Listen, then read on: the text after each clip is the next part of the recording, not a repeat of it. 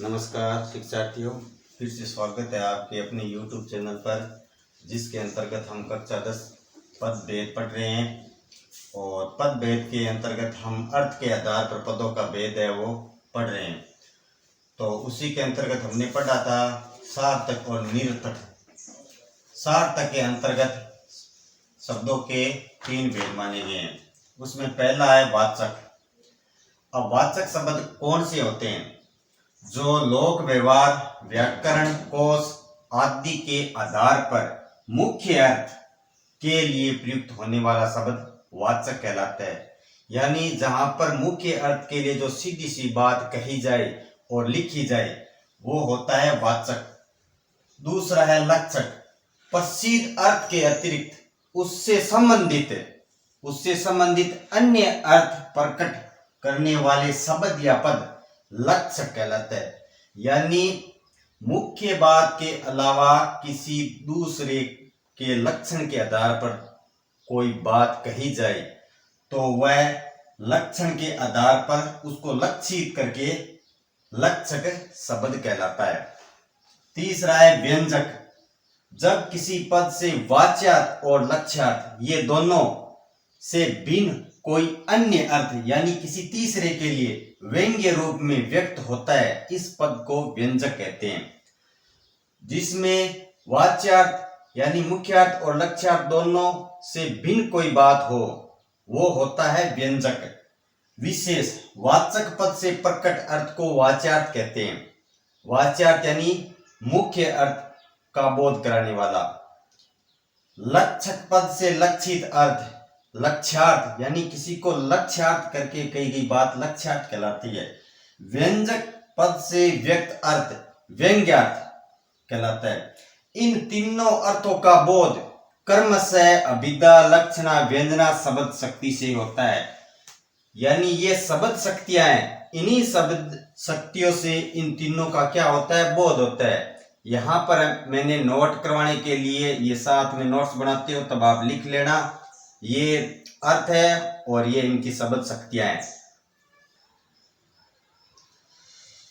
पदभेद का दूसरा प्रकार रचना या व्युत्पत्ति के आधार पर पदभेद। अब हम पढ़ रहे हैं उसके दूसरे भेद माना गया जो रचना या व्युत्पत्ति के आधार पर पदभेद। शब्दों की बनावट ध्यान रखने की बात है। और रचना शब्दों की बनावट व रचना के आधार पर पद के 3 पद माने गए। ठीक है।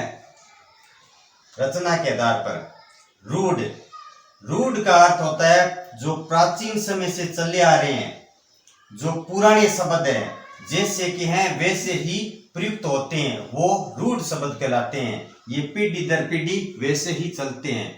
जो शब्द किसी अन्य शब्द के योग से नहीं बनते हैं, ये किसी शब्द के योग से नहीं बनते हैं तथा मौलिक प्रकृति के होते हैं। यानी ये अपनी मौलिक प्रकृति के ही होते हैं, यानी ये प्राचीन होते हैं, वे रूढ़ कहलाते हैं। रूढ़ का अर्थ है पुराने, जैसे थे वो वैसे ही चलन में चले आ रहे हैं। जैसे धर्म, ये एक रूढ़ यानी पुराना शब्द है।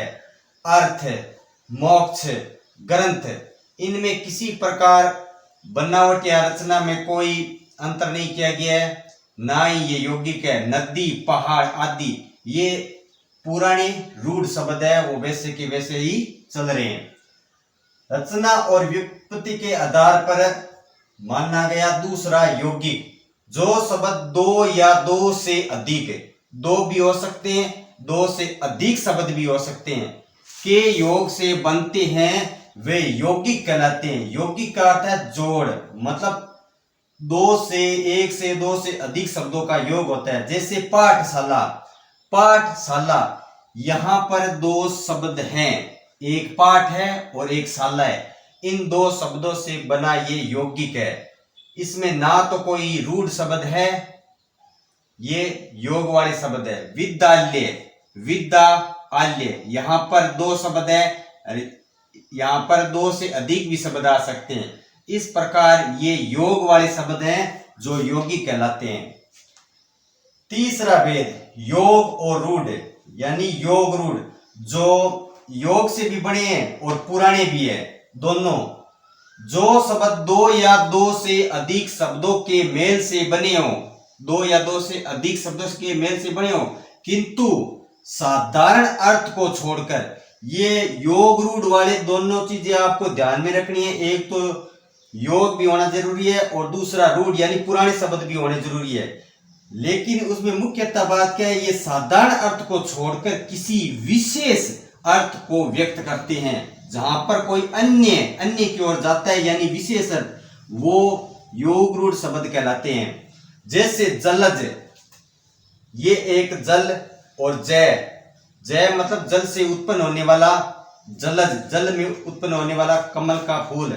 उसी प्रकार ये अन्य विशेष अर्थ को व्यक्त कर रहा है। यहां पर जल प्लस जय। मंडप, घनश्याम घन के समान, लंबोदर लंबा है जिनका उदर, चक्कर दर चक्कर को हाथ में जिन्होंने धारण कर रखा है आदि। यह शब्द पढ़ते ही हमें किसी अन्य विशेष अर्थ प्रकट हो रहा है, यानी लंबोदर से मतलब गणेश जी का बोध हो रहा है, चक्कर दर चक्कर को धारण करने वाले श्री कृष्ण का, घनश्याम श्री कृष्ण का। इस प्रकार शब्दों के साथ साथ घनश्याम इनमें रूढ़ भी है और यौगिक शब्द भी है। लंबा उद्र है वो रूढ़ शब्द है, लंबा यौगिक शब्द। इस प्रकार योग और रूढ़ यानी समास वाले जो भी शब्द होते हैं वो ध्यान में रखना, वाले जो भी शब्द होते हैं वो हमेशा ध्यान में रखने चाहिए, योग रूढ़ में ही होते हैं। तो आज के वीडियो में बस इतना ही। आगे जानेंगे हम पद भेद के दो अन्य, और उसी के बाद में हमारा ये टॉपिक है वो पूर्ण हो जाएगा। तब तक के लिए धन्यवाद।